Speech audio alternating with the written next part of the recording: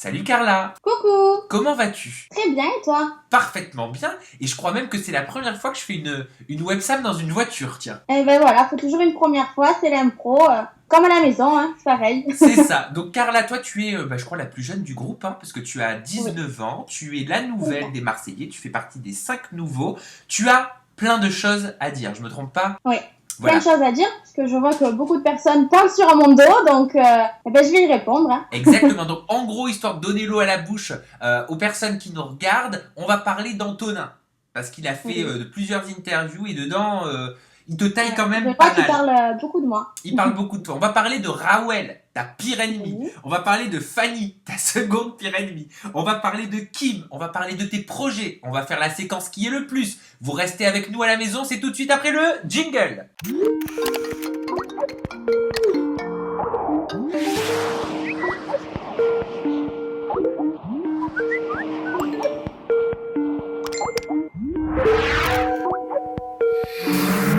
Bon allez Carla, en deux mots, pourquoi tu as décidé de participer aux Marseillais? T'es jeune, t'as 19 ans, t'as pas peur toi, hein? Bah, c'est vrai que j'étais à une période de ma vie où j'avais envie de changement et on est venu me contacter par les réseaux sociaux et j'ai décidé de passer le casting. Ça s'est bien passé, je me suis pris au jeu. Après, si ça passait tant mieux, ça passait pas tant pis. Et au final, bah, ils ont aimé ma folie, ils ont aimé mon côté un peu femme-enfant et du coup, c'est pour ça que j'ai été prise dans les Marseillais. C'était ton rêve, les Marseillais? Pas du tout, c'était pas un rêve. Par contre, bah oui, c'était une opportunité, un changement dans une vie et bah, j'ai pris l'occasion qui me venait.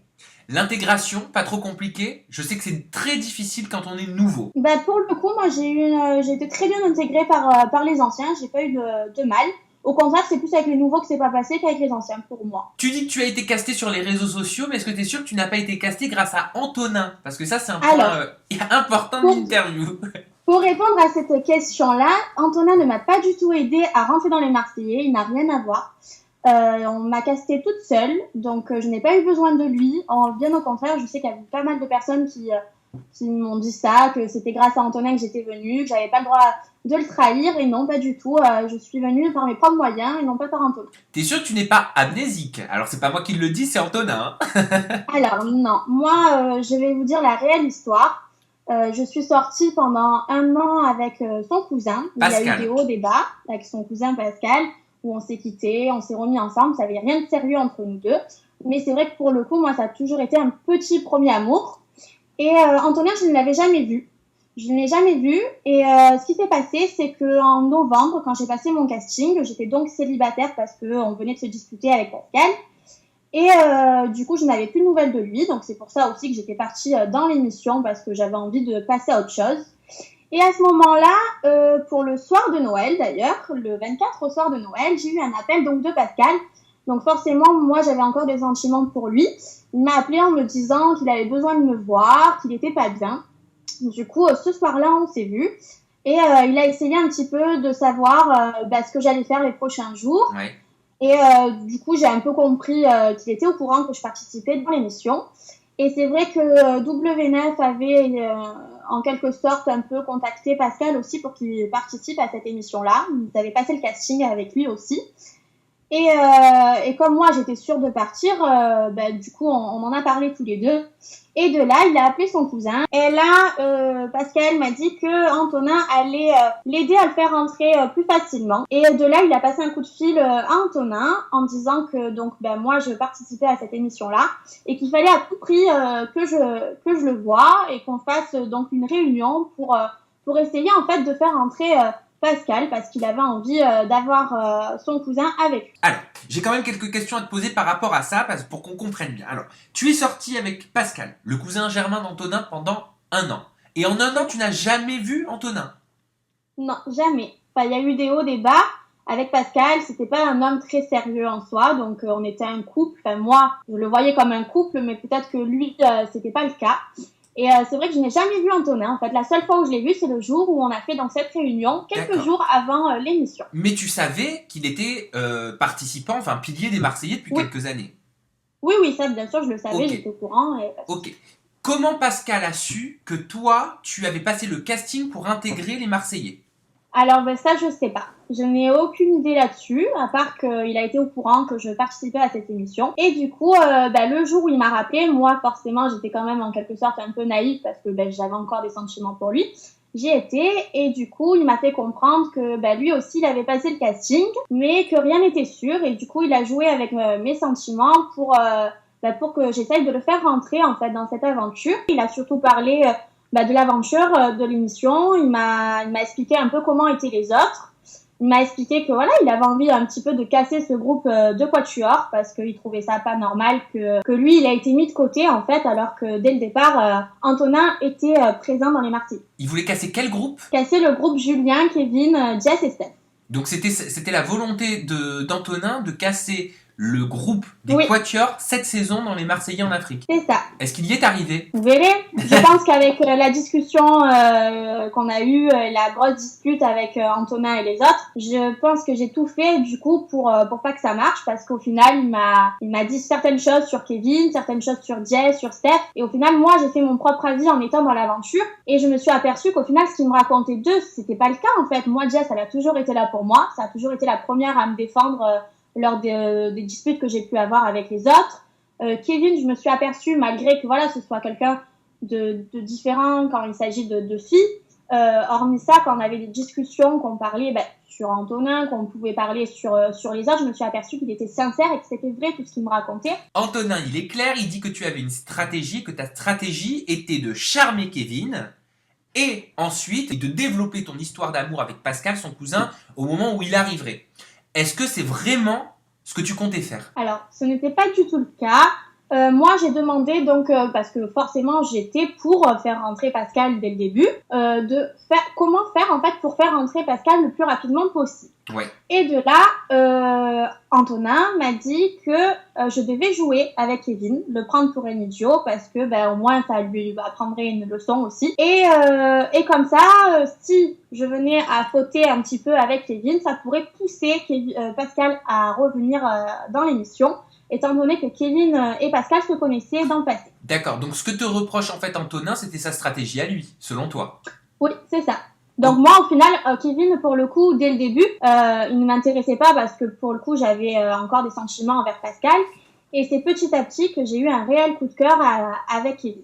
Donc t'es tombée amoureuse de Kevin petit à petit. Oui, je suis tombée amoureuse de Kevin et c'est pour ça que j'ai décidé en fait de lui dire la vérité et de lui avouer en fait ce qu'Antonin faisait derrière son dos, parce que c'était pour moi normal en fait malgré tout ce qu'on peut voir dans la télé, on voit pas tout, c'est-à-dire qu'il y a beaucoup de off où Antonin venait me parler le soir. C'est pas arrivé une fois, c'est pas arrivé deux fois, c'est arrivé tous les soirs en fait, où il venait, alors peut-être que c'était aussi pour mon bien, on sait pas, mais il venait me briefer en me disant, voilà, regarde Kevin, oublie pas Pascal, oublie pas pourquoi au début ce qu'on a fait, le pacte qu'on a pu faire. Quand Antonin me disait, méfie-toi de lui parce qu'il est comme ça, c'est un manipulateur, en fait, je ne connaissais pas cette personne comme ça. Et quand il s'est passé cette dispute où il n'a pas hésité à me mentir droit dans les yeux dans mes paroles, je me suis dit, ah oui, en fait, les autres avaient raison de me dire de me méfier de lui, parce qu'au final, non, c'est un menteur, c'est un manipulateur. On parlait de Kevin tout à l'heure. Vous êtes amoureux, quoi. Clairement, là, dans les épisodes en ce moment, c'est le love. Oui. Qu'est-ce qui te charme chez lui? Qu'est-ce qui te plaît chez lui? Ce qui me plaît chez Kevin, c'est sa spontanéité, il se prend pas la tête, c'est une personne à qui j'adore parler en fait. Je pourrais parler pendant des heures et on a toujours quelque chose à se dire. Et c'est vrai qu'on a eu une attirance mutuellement et je me sentais bien dans ses bras, je me sentais bien près de lui. Et au final, ce que j'ai pu apprendre de lui m'a plu. Donc après, beaucoup de monde vont dire oui, c'est vrai, mais à côté de ça, il t'a peut-être pas forcément respecté dans ce qu'on voit dans les épisodes. C'est un coureur, c'est un coureur quand même. Enfin, personnellement, comment tu as fait? Je ne juge pas, je reprends un peu ce que dit tout le monde. Comment tu as fait pour accepter et supporter le fait que même dans le cadre d'un jeu, il embrasse Raoul? Ça, c'était terrible pour moi. Encore plus terrible le fait de le voir à la télé, parce qu'au final, je le voyais pas d'aussi bien sur mon canapé. Ouais. Mais oui, ça a été difficile, parce que moi, je pense avoir été droite envers lui. Je me suis dit à ce moment-là, j'ai quand même quitté Pascal, d'une certaine façon. J'ai quand même tiré un trait sur lui en me mettant avec Kevin. J'ai quand même tout dévoilé au niveau de tout ce qu'il avait fait Antonin vis-à-vis de lui, pareil. Et je me suis dit, oui, forcément, c'est un jeu, mais je pense que le jeu a peut-être dépassé la réalité et ça m'a blessée, oui. Est-ce que c'est quelqu'un de sérieux, Kevin? Est-ce qu'aujourd'hui, tu as la conviction que Kevin est quelqu'un de posé et qui peut être en relation sérieuse? Kevin, je pense que quand il est amoureux, il peut être très sérieux et très droit. Mais tu n'as pas peur, tu n'auras pas continuellement cette peur, je vais être honnête, hein, d'être trompé? Après, je pense dans l'aventure en soi, oui, je pense que c'est possible qu'il puisse me tromper, qu'il ait pu me tromper. Après, on sait jamais, je pense le combler un minimum, mais si ça venait à arriver dans les épisodes que vous allez voir, et c'est dommage pour lui, parce que pour le coup, je pense être droite et je pense lui apporter tout l'amour qu'il a besoin. Après s'il le fait, c'est qu'au final, on n'était pas fait l'un pour l'autre. Est-ce que vous vous êtes rapprochés? Bien sûr, on est en couple, donc oui, on s'est rapprochés. Je te parle pas de bisous, hein. Oui, forcément, quand on est en couple, on se rapproche, c'est ce qui est normal. Je pense qu'il m'apporte une relation différente que j'ai pu avoir dans le passé, et ça m'a fait du bien de voir un autre homme différent avec moi. Après, Kevin m'a fait autant de bien que de mal dans cette aventure-là. Il y a eu énormément de hauts, énormément de bas. L'aventure Kevin Carla, c'est que le début, c'est pas fini encore. On va en bouffer. Il y a eu beaucoup de bas et beaucoup de hauts, et là, je peux vous dire que c'est que le début. Mais je pense qu'au final, beaucoup de personnes vont se reconnaître dans notre relation. Après, il faut quand même se mettre à ma place, où beaucoup me jugent en me disant, moi, j'aurais jamais pardonné à Kevin, je sais pas comment elle a fait Carla. Au final, je pense que personne peut se mettre à la place d'une personne qui a des sentiments vis-à-vis de l'homme qu'on aime. C'est bien beau de parler. Et je pense que dans cette position-là, des millions de filles se sont retrouvées à ma place. Et moi, j'ai fait cette décision de lui pardonner. Après, je respecte le choix de chacun. Mais je pense que personne ne peut comprendre ce qu'on vit à l'intérieur de soi. Est-ce qu'il t'a trompé? Il m'a jamais trompé. Donc il a jamais... Il va avoir des hauts, il va avoir des bas, il va avoir des séparations, des réconciliations. Mais en aucun cas, il m'a trompé. Après, ça n'empêche qu'il a fait beaucoup de bêtises dans l'aventure. Beaucoup de choses que je ne conçois pas et que je n'accepte toujours pas. Moi, j'avais quand même des craintes, forcément, parce que je suis quand même avec un homme qui a l'habitude d'attirer souvent les femmes, qui en général joue beaucoup avec les femmes. Donc oui, c'était mes premières peurs du début. Dès le début, j'avais peur de ça. Le fait de voir des personnes comme Rawel qui elle aussi adore attirer l'œil, qui elle aussi bien rentrer dans ce jeu-là, forcément oui, ça fait pas plaisir parce que des deux côtés, du coup, on se sent pas forcément en confiance. Mais après, pour le coup, moi je pense avoir fait ce qu'il fallait. S'il est allé voir ailleurs, c'est son droit. Mais pour le coup, moi en tout cas, je suis restée droite et je n'ai rien fait de mal, quoi. Enfin, c'est son droit. T'accepterais qu'il te trompe? Moi, j'accepterais pas qu'il me trompe. Après, je pense qu'il faut pas oublier qu'on est qu'au début de l'aventure. On vient à peine de se mettre ensemble.